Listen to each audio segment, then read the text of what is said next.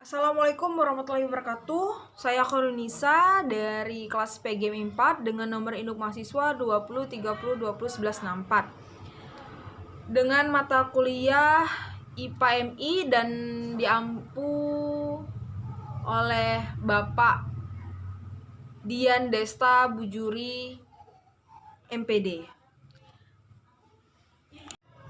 Di sini saya akan membuat video tentang energi panas, konduksi, konveksi, radiasi, serta manfaatnya. Nah, langsung saja saya akan menjelaskan dari apa itu energi panas. Energi panas merupakan bentuk energi yang terbentuk di dalam kerak bumi. Namun, energi panas dapat kita peroleh dari berbagai sumber. Misalnya, sumber energi panas yang berasal dari matahari, panas bumi, api, listrik, atau gesekan dari dua benda energi. Nah, panas yang bisa berpindah-pindah disebut sebagai energi kalor. Nah, di sini saya akan menjelaskan 3 jenis kalor yang terdiri dari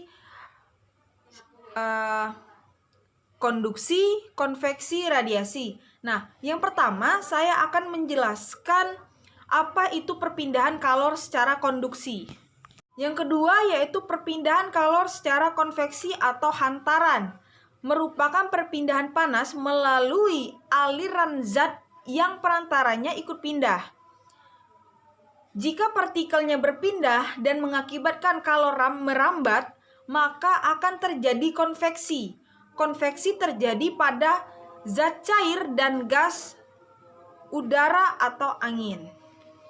Cair itu perpindahan kalor secara radiasi atau pancaran, merupakan perpindahan panas tanpa zat perantaranya. Nah, radiasi ini juga biasanya dapat disertai cahaya. Selanjutnya itu sifat-sifat energi panas. Sifat energi panas itu terdiri dari 3 sifat, yaitu energi yang dapat berubah. Yang kedua, energi panas yang dapat mengubah suhu. Dan yang ketiga, energi panas yang dapat mengubah bentuk dan volume benda. Selanjutnya, macam-macam perubahan sumber energi panas, yaitu perubahan energi listrik, perubahan energi kimia. Saya akan menjelaskan hasil eksperimen yang telah saya lakukan beberapa hari lalu, di mana saya mengeksperimen dari konduksi atau aliran. Nah, dalam proses ini saya membuktikan eksperimen dari beberapa pertanyaan atau hipotesis yang telah saya buat di perencanaan sebelumnya. Nah, pertanyaan yang pertama, apakah ujung sendok logam yang diletakkan di api lilin akan terasa panas? Hasil dari eksperimen saya yaitu iya, karena sendok salah satu konduktor yang mampu menghantarkan kalor. Hal ini disebabkan kalor atau panas dari api berpindah dari ujung sendok yang dipegang. Yang selanjutnya pertanyaan yang kedua, apakah ujung sendok yang dipanaskan di atas lilin dilapisi menggunakan kain di ujung sendok akan terasa panas?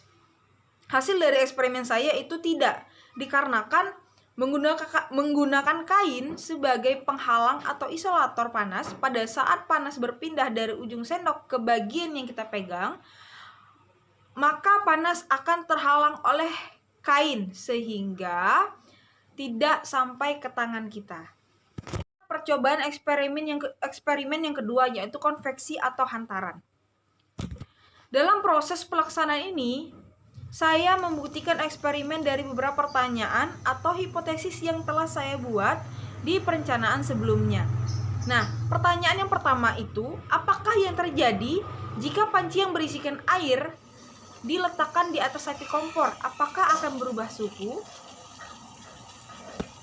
Hasil dari eksperimen saya yaitu iya, dikarenakan ketika sebuah panci berisi air diletakkan di atas api kompor, maka suhu air dalam panci yang mulanya itu 15 derajat Celcius.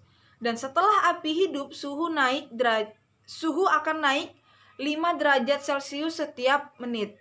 Nah, beberapa derajat suhu air dalam panci tersebut setelah 10 menit. Perpindahan kalor secara konveksi ini melalui zat cair atau gas.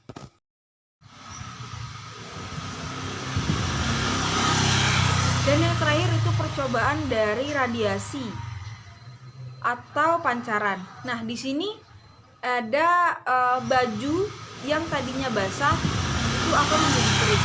Nah, dalam proses pelaksanaan ini saya membuktikan eksperimen saya dari beberapa pertanyaan atau hipotesis di perencanaan sebelumnya.